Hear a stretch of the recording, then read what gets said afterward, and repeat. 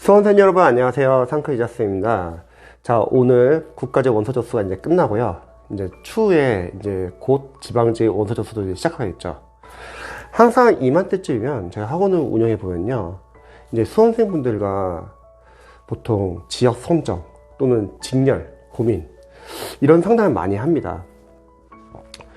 보통 그래도 공무원을 준비를 이제 꾸준히 해왔던 수험생들 중에서 그래서 좀 점수가 잘 나오거나 실력이 있으신 분들은 덜 할 수 있지만 보통 이맘때쯤 많은 학생들이 고민하는 게 뭐냐면 직렬을 어디를 정해야 할지 고민이 많아요. 또는 지역을 어디를 선정해야 될지.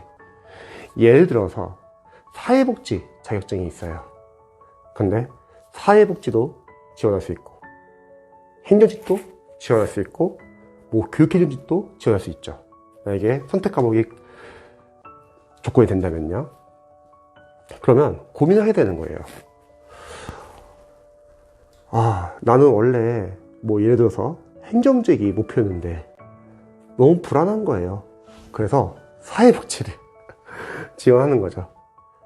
사회복지를 합격하고 나서 저희 같은 경우는 합격생분들하고 계속 꾸준하게 연락을 하면서 현재 일 하면서 힘든 게 어떤 건지 좀 많이 듣거든요. 근데 사회복지 합격생분들이 이제 행정직 준비하다가 사회복지를 지원해가지고 합격하신 분들 케이스를 보면요. 너무 힘들어 하세요. 일단 사회복지 일 자체가 힘들잖아요. 나라에서 복지정책이 시작한다. 그러면 행정직하고 좀 같이 해도 될 것 같은데 그 일이 다 사회복지 공무원에 다 떠게 되는 거죠. 일을 같이 좀 나누면 좋은데 그러니까 행정직과 사회복지 직원분들 간에 갈등도 있고요. 그리고 사회복지 공무원을 딱 합격하고 나서 합격했을 땐 좋았어요. 근데 가만히 생각해보면은 자신이 사회복지 공무원을 준비했을 때 행정직만큼은 열심히 했다는 거죠. 근데 단순히 불안해가지고 사회복지 직렬로 낮춰가지고 지원을 한 거죠. 근데 합격하고 나서 보니까 일을 할 때 행정직하고 계속 비교가 되는 거예요. 일은 너무 많고 일은 많이 힘들고요. 그래서 후회하시는 분들이 많이 계십니다. 그래서 실제로 사회복지 현직 일을 하면서 끝나고 나서 다시 행정직을 준비하시는 분들도 많이 계시더라고요.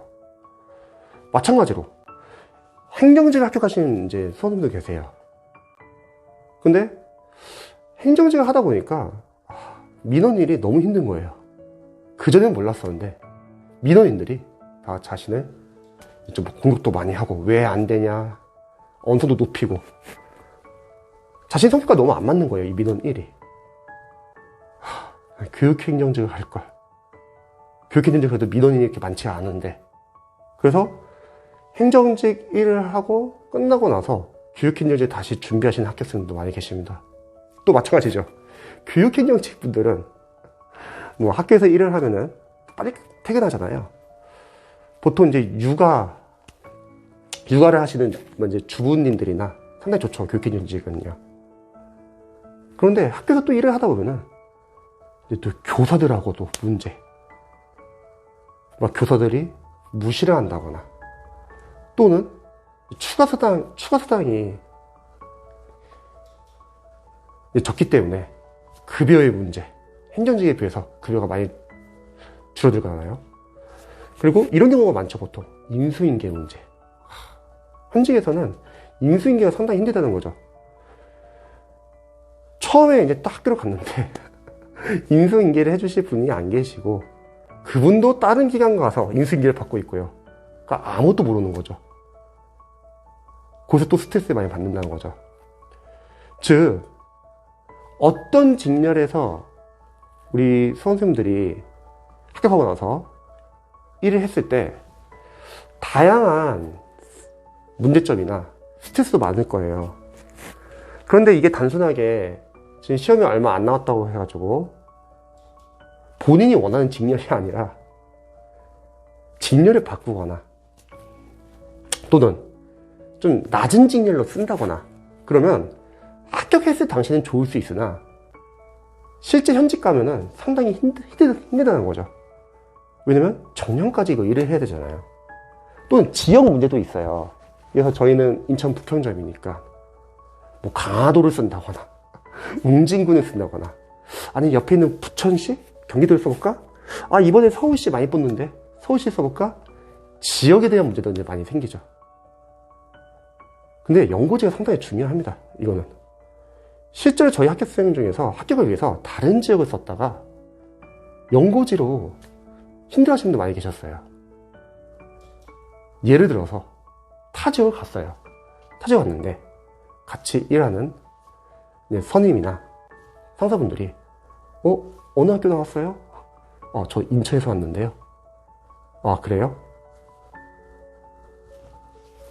공무원은 보수적인 조직이라서 연고지를 사실 무시를 못해요. 그리고 이렇게 생각하시는 분도 계세요.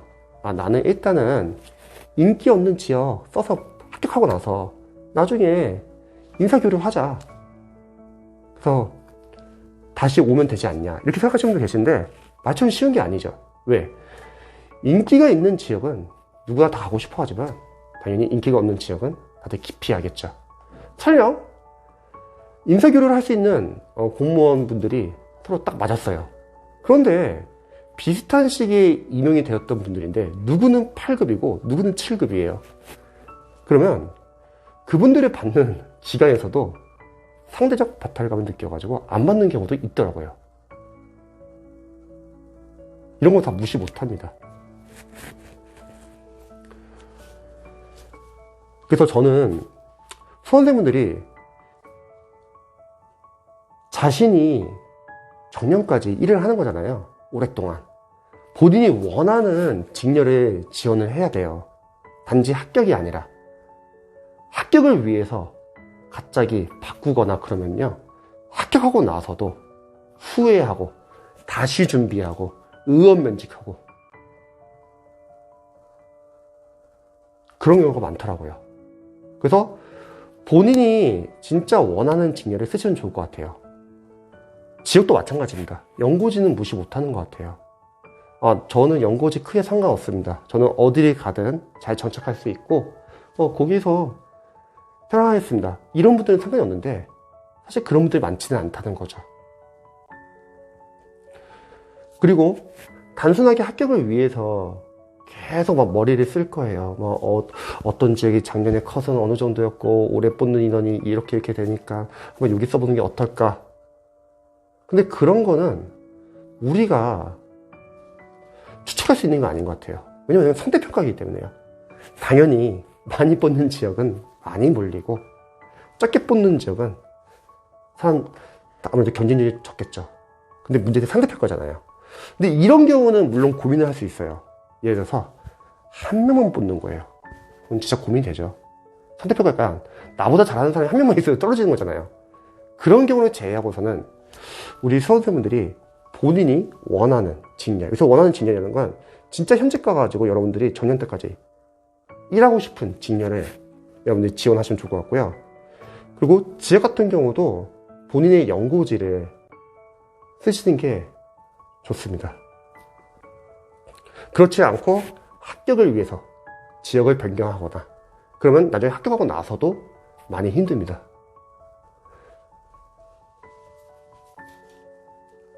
저희 합격생분 중에서 이제 먼 타 지역을 지원하셨던 분이 계세요. 합격을 위해서요. 합격했어요. 그래서 추후에 만나서 얘기를 해보니까 통학을 하신다고 하더라고요. 시간이 거의 왔다 갔다 3시간 걸린다고 하더라고요. 왜 통학하시냐? 자취하면 안 되냐? 공무원 급여가 놓치가 않아가지고 자취를 하면 남는 게 없다. 그래서 통학을 하십니다. 상당히 힘든 거예요, 이게. 그래서 여러분들이 지금 이 시기에는 이런 고민을 많이 하게 돼요. 불안하니까. 내가 과연 어떤 직렬을 지원해야 될지, 아니면 어떤 지역을 지원해야 될지 고민이 많습니다. 근데 여러분들이 장기적 관점에서 한번 앞으로 정년 때까지 일할 곳이잖아요. 여러분이 진짜 원하는 지역을 또는 직렬을 선택해가지고 소신 지원을 하면 좋을 것 같습니다.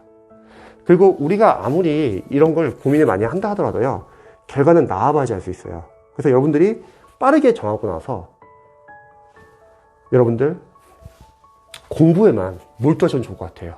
왜냐면 경쟁률, 합격 컷, 이건 우리가 어떻게 할 수 없어요. 나와봐야지 알 수 있죠. 하지만 여러분들의 실력은 여러분이 남은 기간 동안 어떻게 집중에 따라서 달라진다는 거죠. 그래서 여러분들이 이런 시행착오를 좀 줄이기 위해서는 반드시 자신이 쓰고자 하는 직렬, 지역 고민을 해보시고요. 그게 정해졌으면 그 후로는 신경 쓰지 마세요. 뭐 경쟁률, 합격 컷 신경 쓰지 마세요. 그리고 집안일 가기 전까지 끝까지 여러분이 집중하셔가지고 실력을 올리시기 바랍니다. 믿을 수 있는 건 여러분들 실력뿐이에요. 그래서 여러분들이 아마 지역 선정이나 직렬 고민할 때 한번 참고해 보시면 좋을 것 같습니다. 다들 남은 시간 열공하세요.